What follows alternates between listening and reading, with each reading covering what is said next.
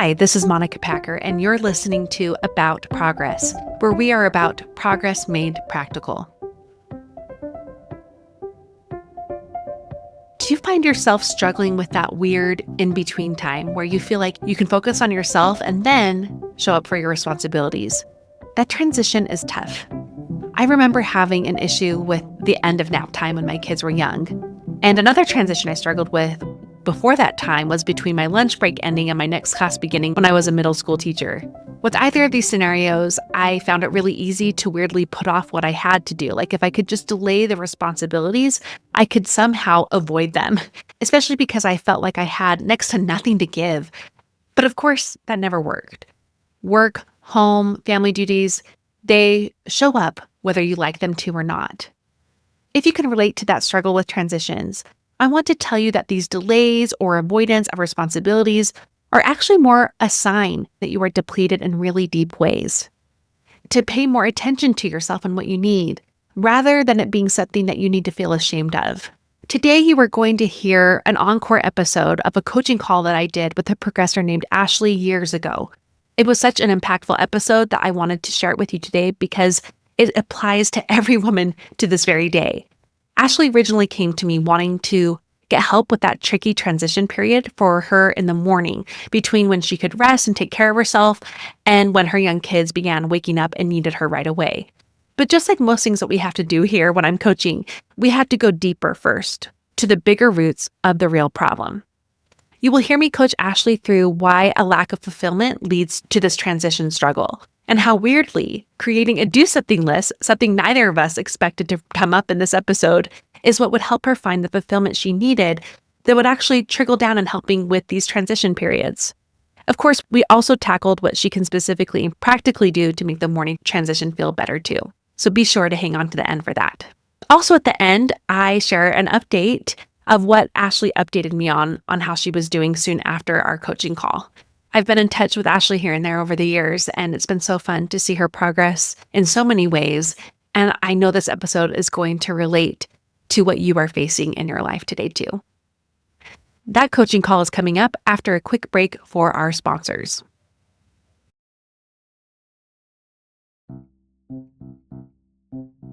This episode is sponsored by Air Doctor. Americans spend an average of 90% of their time indoors, but did you know that the indoor air we breathe can be up to 100 times more polluted than outdoor air? I think a lot of you are coming around to that fact because I've gotten more and more messages asking what air purifier I have and if I'd recommend it. And the answer is Air Doctor, and yes, I 100% would recommend it.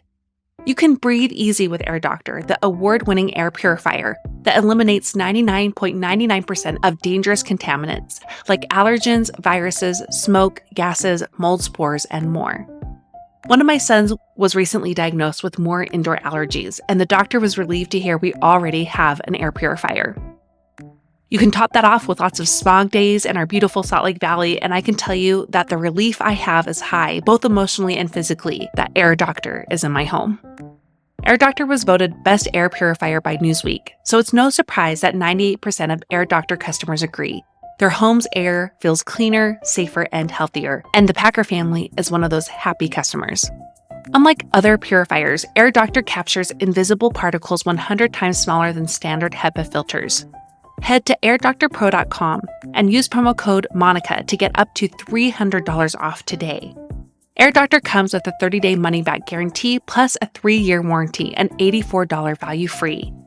Get this exclusive podcast-only offer now at airdoctorpro.com. That's airdoctorpro.com using promo code MONICA.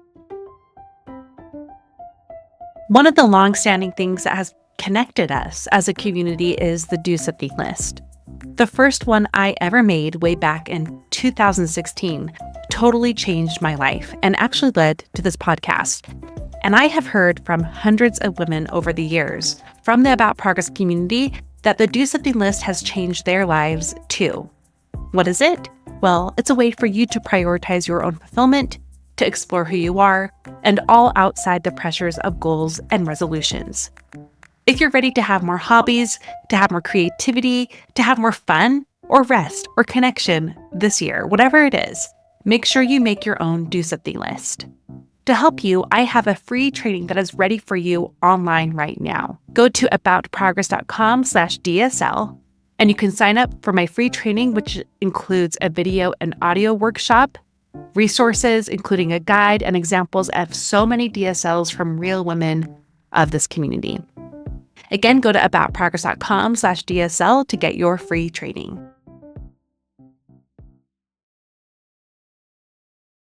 Ashley, I'm so excited to be coaching you today. Can you give us a little introduction?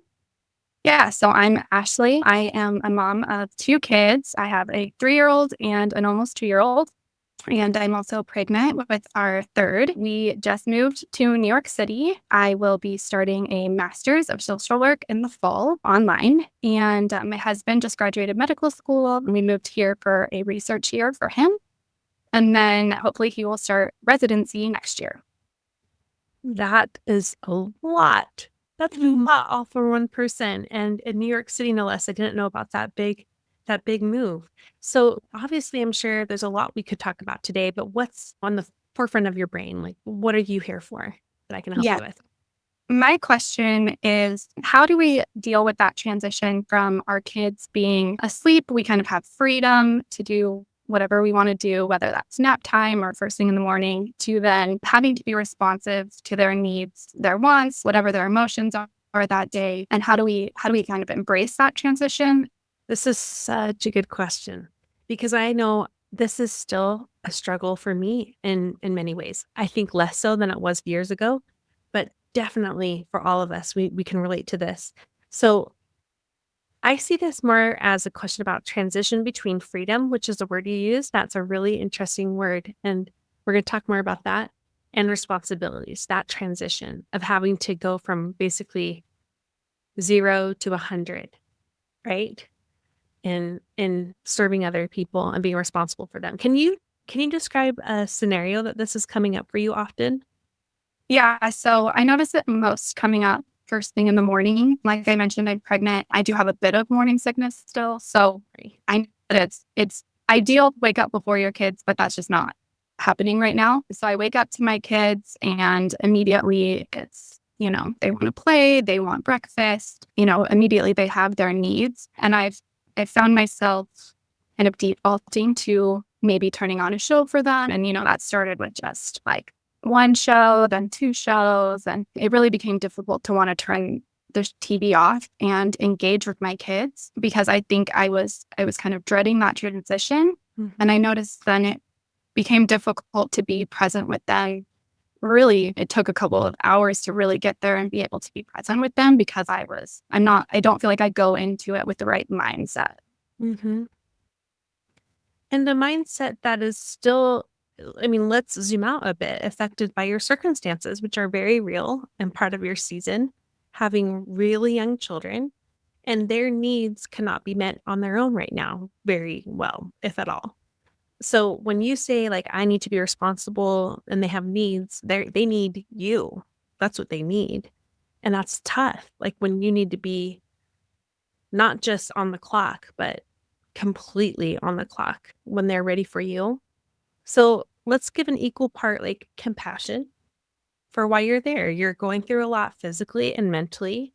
You have a lot coming up, and you also have these needs. So with that, let me ask you, regardless of what needs to change, like I let's not try to change you waking up earlier right now. That doesn't seem relevant to your season. Would that be accurate to you? Yeah, it's definitely something I try and do once I'm, not pregnant and my kids are sleeping through the night again. But in that stage of pregnancy and postpartum, it's just not something that I'm able to consistently do. And I know that now I've done it twice before. Rest needs to be prioritized right now, for sure. I 100% support that. So when you are in that transition, I'm just going to get into that moment with you. And let's say the kids are saying, "Mom, I'm hungry," or you can just hear them getting up, and we're going to try to get them focused somewhere else. What are some of the thoughts that are going through your head? Yeah, I've never really been a morning person. So a lot of it is I'm still tired. I don't want to do this yet. I don't have the energy. for it. Some days my kids wake up and they wake up a little slower and they just come out and lay on the couch for a few minutes. But some days they wake up and they're immediately playing and wanting to get out their toys, wanting breakfast right away. And so on those days where they kind of just jump into the day, I'm feeling much more like I need a minute to wake up. And yeah, that's really a lot of it. It's still feeling that exhaustion and not able to meet that need or that energy level that they have. Mm-hmm. Is this a physical exhaustion? Is it a mental, emotional / even spiritual exhaustion? Is it a combo? It's probably it's more, I would say, mental and emotional. I think just with toddlers in general, the days tend to get repetitive. My kids especially like narrow in on one specific interest and they want to play the same games every day. So I know there's definitely some maybe boredom or just lack of excitement about doing the same day over and over again. So I think it's a lot of that of kind of just being exhausted on that same day over and over again. What you just described is the very reason I felt so burdened, maybe even suffocated by motherhood when my kids were really young, just like yours. That repetitive nature of it can be really, I'm going to say the word again, suffocating when you don't have something to give from. What you're describing to me is someone who is pulling from not just an empty well, but an empty leaking well. I'm sure you've heard me describe that before. And no matter how much you try to throw into that leaking well, whether it's delaying the responsibilities, which is what you find yourself doing with these transitions, is just trying to delay it because you want to claim yourself, I think, is what it seems like. But no matter how much you're throwing into that leaking well, it's not going to work, whether that's you delaying the responsibilities or engaging in numbing behavior or even trying to do some self-care things. It's just not going to help. So what we actually want to work on, and this is why I like to coach women, because we originally think like, oh, this is just going to be about us creating a habit for you in the transition time. And we can still do that. But it always goes deeper. Right. So when I said all that, what is resonating with you? Yeah, I think a lot of it is the leaking well really resonates because I feel like I don't expect too much of myself during nap time right now. I've let a lot of things go, household wise, meal wise. I feel like I'm trying to have realistic expectations from myself. And like I mentioned, I'm going back to school to try and, find some fulfillment outside of my kids as well. But knowing all of those things, I still don't feel like I thought that all those things would give me the energy to not want to delay and to want to engage with my kids, but it's not working. And so hearing you describe, like, even though I'm trying to pour into this, it's leaking, that really resonates with me.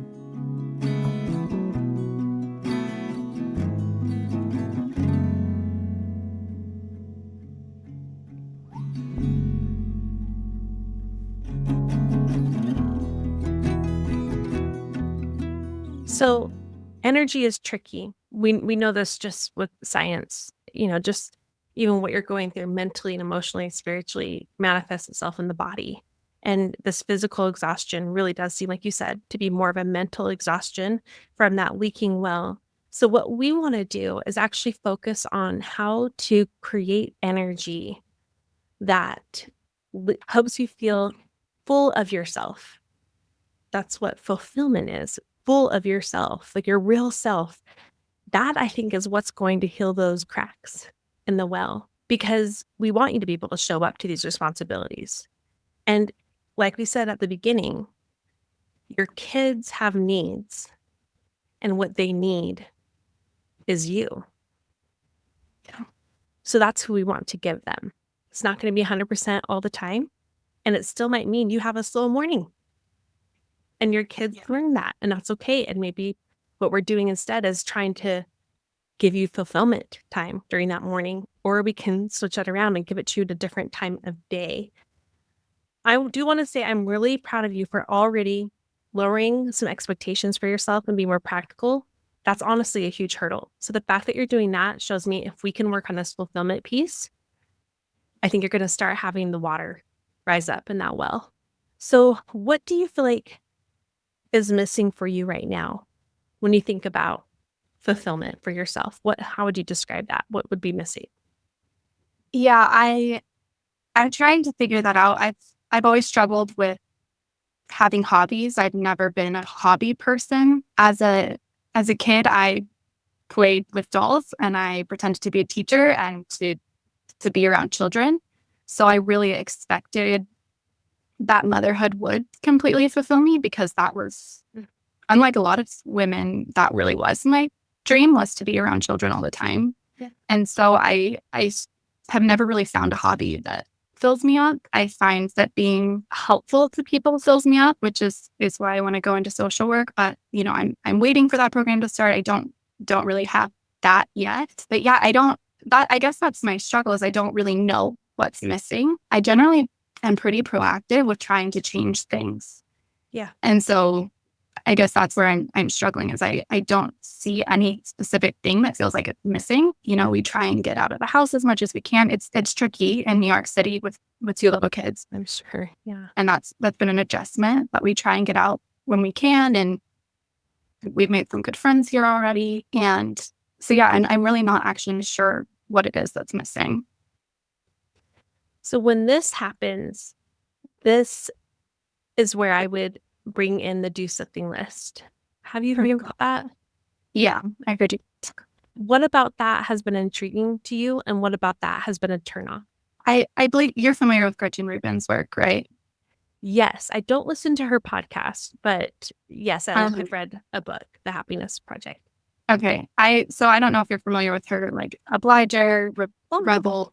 Okay. So I'm a rebel on her framework. So I struggle with, habits in general, but and expectations. Boxing myself into a list maybe doesn't always appeal to me, but I like that it's more fun things or things that you can look forward to. I do better with things that are fun and like something to look forward to, something that I really want to do. So I like that part of a do something list. Okay. That's awesome to hear about, the both sides of this. So the DSL, the do something list, it's do something for a reason. It's not supposed to be a pressure filled thing. I've never completed a list. I alter it at least once a year, sometimes more. I'm allowed to change things on it, to take things off, to add to it. But what I want you to do, whether or not that's what the DSL, it seems like you need an exploration time. And you kind of have this built-in deadline a little bit with school. Now, school can be a whole other form of fulfillment that you might find is enough for you. And then you just need some good self-care habits outside of school so that you can have that well be ready to be drawn from. But in the meantime, maybe this can be kind of your time to just explore yourself, what it means to be Ashley, what you like, what you don't like. What things would you actually look forward to? What excites you? What makes you feel like yourself again? And how to make that a more regular part of your life. How does that sound to you? And then I'll ask a few more questions about that. It sounds good. I'm curious where you suggest starting with that. So I often look at other people's hobbies and that can be helpful, but I've tried cooking and baking and things like that, and it doesn't ever really spark anything for me. So I'm wondering if you have suggestions of where to start looking for things that fulfill you. Looking at things that excite me or things that I do look forward to is I think a good place to start, but if you have other suggestions. So there's two big frameworks to the DSL. Half of it is about, well, I guess one framework that you can go with this is uncovering. This is where you go back and you uncover the parts of yourself that you used to love, the parts of yourself that you would still like to connect with, whether it's general things like creativity or adventure or outdoors, or it's really specific things like I really want to pick up tap dancing again, or I loved baking these types of things. It can be more general specific. The second framework is discover. That's where you are looking to who am I now and who do I want to be? And a lot of it that comes up from just asking one simple question, and it's what do I see others doing? And I think, I wish I could do that, or I want to do that. Now that's still in your mind. I see like you keep thinking that just means hobbies. It doesn't. You said something earlier about you like to have something to look forward to. What if this was just about experiences? Okay. You create So they can be experiences. they can be one-off experiences. It doesn't have to be something I do regularly. Nope. And in fact, that's the whole point of the DSL is we're just trying to discover just the seeds that you want to nourish in yourself. And they could bloom into full hobbies and ways that you regularly invest in your fulfillment. But most of them won't. And that's kind of part Right. of the fun. They don't have Yeah. to become permanent fixtures in your life. Yeah, I think that again, with being a rebel and not liking routine so much, I think I struggled with the idea of having a hobby that is something that always fills me up and that I always find joy from. I don't really relate to that, but the idea of, one day painting sounds like fun. And then the next day baking does sound fun. I think I expected most people seem to have a hobby that they love and they love doing it regularly and throughout their life. But maybe for me, it's more so I like trying something and then moving on to something else and maybe coming back to that occasionally, but it doesn't have to be the same thing every time. Yep, you're totally onto that. I would say what I want you to do is think of those two frameworks, uncover and discover. And of those first, before you even decide what you are going to do within your DSL list, just look for elements. What elements existed as I was growing up that I want to incorporate now? Adventures, trying new things, service. You're just kind of trying to find those elements that you can bring into the now. And same thing with the discover part. And then that's when you narrow it down. And it might be something as simple as go to this certain museum or try 5 new ice cream flavors, go to a movie by myself, have an afternoon off for my responsibilities. There's things for you to look forward to and also ways for you to explore. Yeah, I like that. I think that's something I could do. Okay.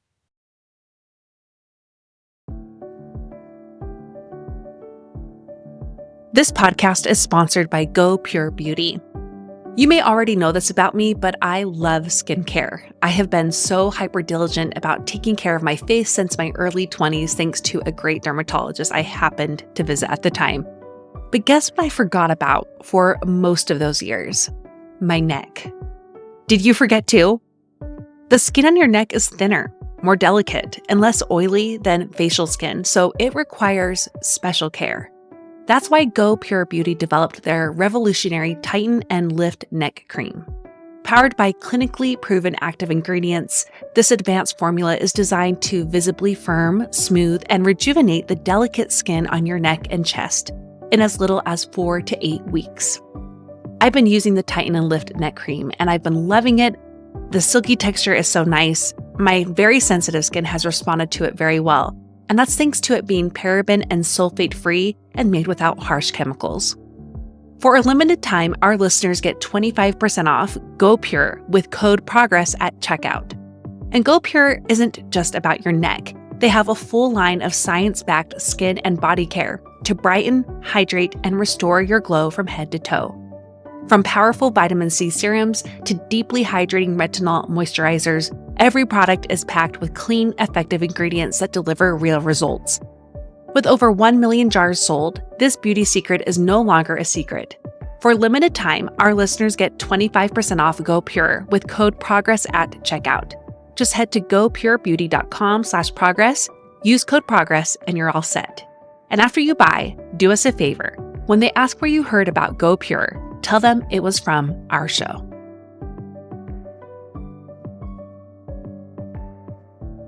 For years, I have been teaching women how to do habits differently. I've been so grateful to see the concepts that have changed the most for you, with responses from women in our community like, "You're changing the habit game for all of us, and this is so needed, and you should write a book on this." Well, guess what? I am. and I'm already so eager for you to get your hands on it, hopefully early 2026. And since I can't share the title yet, and since I'm very likely to self-publish, I need a committee of gal pals, if you will, like you, who are ready to be my early test readers, to pre-order the book, and to act as grassroots publicists the moment each of those steps are made ready. Would you like to be on that book launch committee? Get on the list by going to aboutprogress.com/book committee. Even if you just want to be first in the know with any book news, that's where you sign up. Again, go to aboutprogress.com/book committee. It's in the show notes for you. I can't wait to share as much as I can with you along the way, and I'm already so grateful for your support.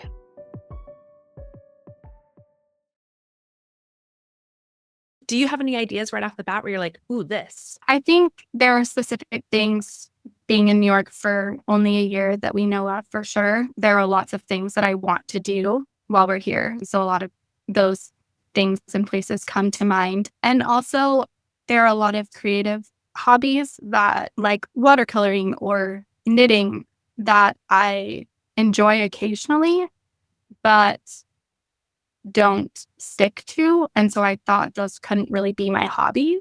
So I've knitted occasionally. I've painted occasionally. I'm not good at it because I don't stick to it. But I think having those as things that I can do when I feel like it and not putting that pressure on it has to be my one hobby that I love and I do all the time makes it feel more manageable.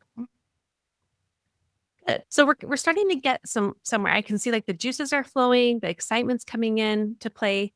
So what I would like you to do is from here, start with just the two frameworks, uncover, discover, and just write down what made me me, or what parts do I want to bring back? Do I want to bring in some creativity? Do I want to be outside? Do I want adventures? Do I want to be with friends? And on both sides of those framework, and then narrow it down. And your list can just even be 5 things, especially as a pregnant, busy mom who has a quick deadline of starting school. And we're just giving yourself that time. And we also want it to still be relevant to your season of maybe it not being something that you can have to spend a lot of money on, Right. or maybe things you can do alongside your kids, or trade a friend for babysitting or something like that. So being realistic. So let's start there. I'm happy to help you through that. You can email me and I can help you through that and look through your list. Let's now go back to this transition time. Okay. It's a transition from freedom to what feels like a loss of freedom. So these are one of the things, like, this sounds so simple and maybe even like I'm trying to just pat you on the head, but this is the truth. We have to make a choice. It just comes back to, what do you want to choose? This is where you need to just get a little real with yourself and give yourself more options. Like maybe your options are, you don't have to go right to responsibility mode right away. Maybe you have a routine with even your 3 and 2-year-old where they know how to get themselves a snack out of one part of the cupboard while you're taking time for yourself, or even just resting or waking up early with a baby. And maybe that would be good for them. They know how to listen to an audiobook or even turn on the show. Like, you get to decide. That can be on the table. Or it can be on the table that you are right into responsibility mode when they're ready to wake up. What I want to give you back is your agency to decide how you're going to show up to these kids.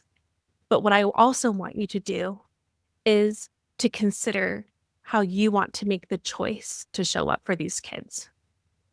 Yeah, I think I like that you're putting the emphasis on it being my choice. I think I've been letting the ideal of waking up before my kids and, having time to get in the right mindset and really have that good morning where they have a good breakfast. And I've been letting that ideal and knowing that we can't meet that right now. I think some guilt seep into it. And also I think it's felt like I didn't have the ability to choose. I felt kind of stuck with my circumstances of, I'm not able to get up before my kids right now, and they do want certain things, but I can I can set the expectation that it's going to be different moving forward.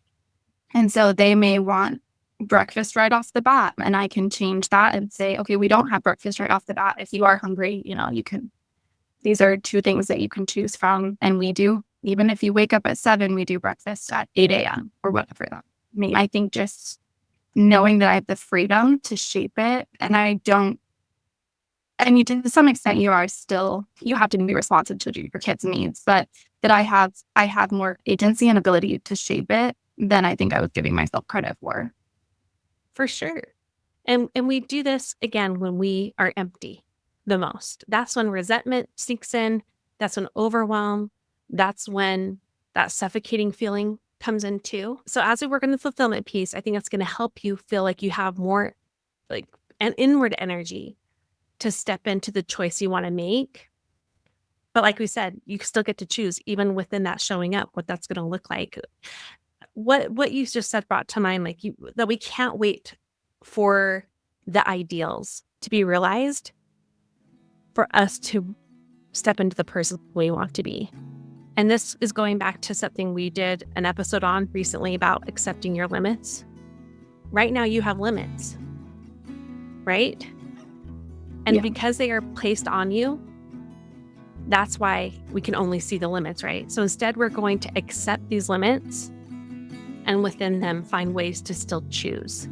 Whether you're choosing, this is how it's going to be, and I'm going to wake up and do these kinds of things with them, even when I don't feel like it, because I choose whatever you want to choose there. You get to say that for yourself. Or you can still choose those kids, but do it in a different way.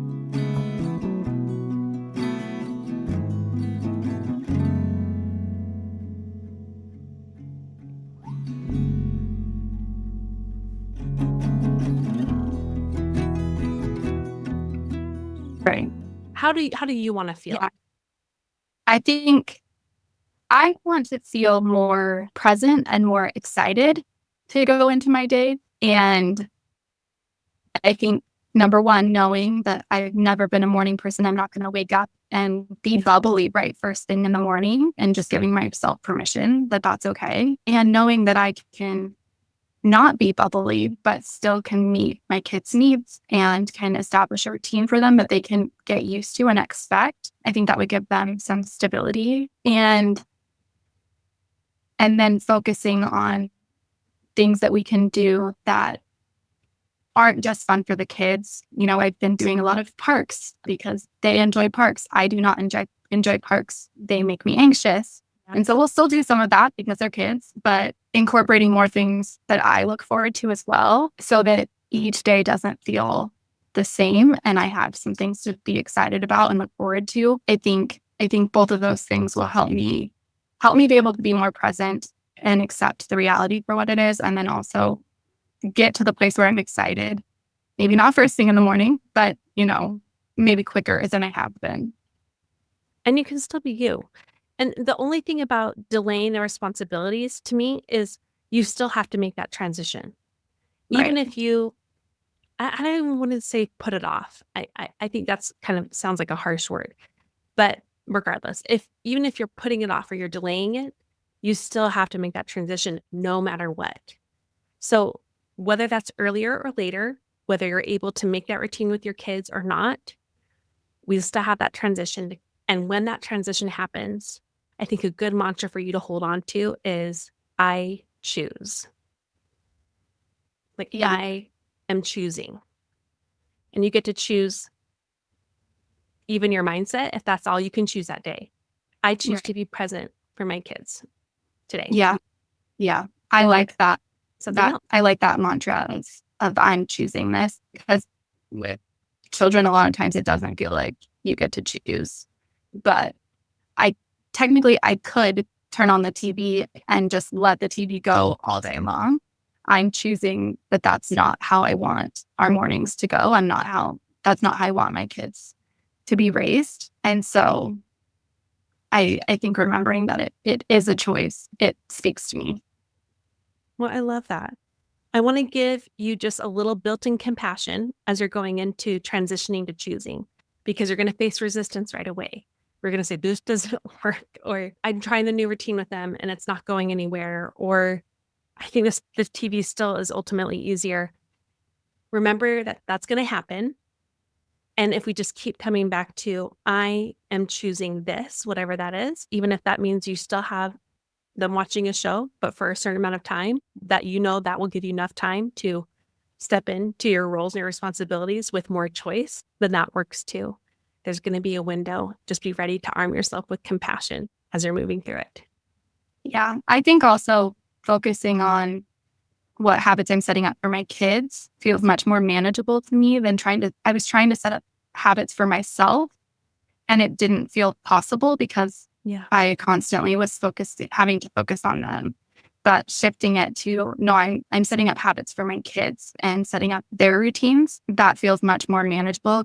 And I'm used to setting up new habits with my kids, and I know how that goes. So I feel much more confident in doing that. I was trying to journal in the mornings or do things like that for myself, and then it would get interrupted or things like that. And I was feeling frustrated that I couldn't maintain any of those things. But setting up habits for my kids feels like something I can do, and something also that will help them thrive. And so that feels I feel a lot more optimistic about that. And what's great about that is you're taking care of the biggest hurdle that's getting in the way of you creating a supportive habit for yourself in the morning. So when that happens, and I think it is a when, it might take some time, but when that happens and you do have even 5 minutes to give yourself a supportive habit, that can be next. And I think you'll know how to do that too, once you have that obstacle taken care of.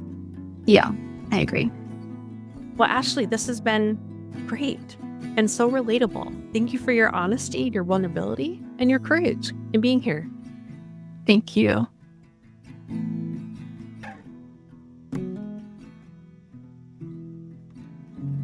I hope this episode gave you the hug and kick in the pants that you need to grow. Now, before I share the progress pointers from this episode, I wanted to give you that update I promised you. After the call, Ashley followed through with my offer to assist her in forming a DSL. Now, she didn't need much feedback, but I offered that up to her, and then she began to work on it. And a few weeks ago, I got this lovely email from her, and she gave me permission to share this. This is what she says, quote, I wanted to email you and just say how much the Do Something list has helped me. I had heard you talk about it on the podcast, but just really didn't think it was for me. I viewed myself as someone who didn't have hobbies, or honestly as someone who didn't really enjoy doing things. I love my people, but I thought I was just one of those people with the low baseline for happiness.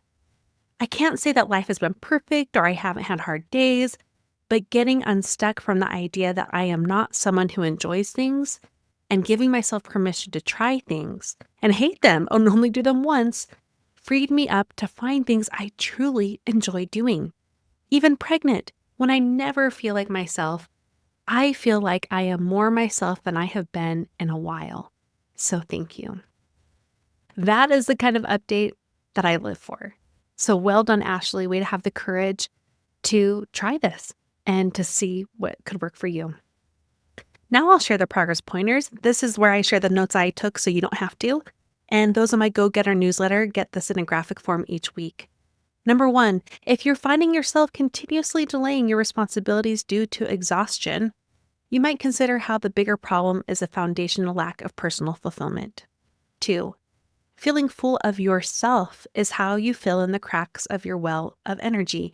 Once those are fixed, regular acts of self-care and routines will better help you feel like you have more to give from. 3, consider creating a DSL, a Do Something list, to help you explore what fulfillment looks like for you using the 2 frameworks, Uncover and Discover. 4, the DSL isn't about finding regular hobbies yet. It can even be about finding seeds of yourself again so that you can nourish them more with time. And 5, when facing those moments of transition to responsibilities, center into your ability to choose. Create more options for yourself, but also who you want to be as you show up. Your Do Something challenge this week. One small way you can take action on what you learned today is to identify a transition time that you struggle with and ask yourself this question. Is this more about lack of fulfillment or lack of choice? The answer might be both to you, and hopefully you can follow what Ashley and I walked through for yourself. My transition time is between work and my kids coming home from school, and I'm working on that alongside you. If you are curious about creating your own Do Something list, there is now a free training for you at aboutprogress.com/DSL. It was not available then, but it totally has been for the past few years. It has changed hundreds of women's lives, and I want to invite you to take part. Again, go to aboutprogress.com/DSL, and also be sure to sign up for our upcoming How to Dream Again workshop. It's $17. I'm teaching on Thursday, April 24th at noon Mountain Time with a replay included. If you're listening to this well past that time, I plan on teaching many workshops to follow and saving them on my website as affordable workshops that you can buy and take on your own time. But live is always the funnest, so you can sign up at aboutprogress.com/dream. This show is listener supported. Members of the Supporters Club get access to 3 levels of benefits for more time to more content with me. We have been growing a lot the past month and a half, thanks to a special series that I've been airing on More Personal, which is my private premium podcast exclusive to 2 levels of the Supporters Club. And I would love to invite you to become a supporter by going to aboutprogress.com/support. You can always support the show for free. Make sure you have subscribed or are following the show. Share the show with a friend, leave a review, and really important right now, subscribe to me on YouTube and watch the video interviews there if that's your kind of content. Thank you so much for listening. Now go and do something with what you learned today.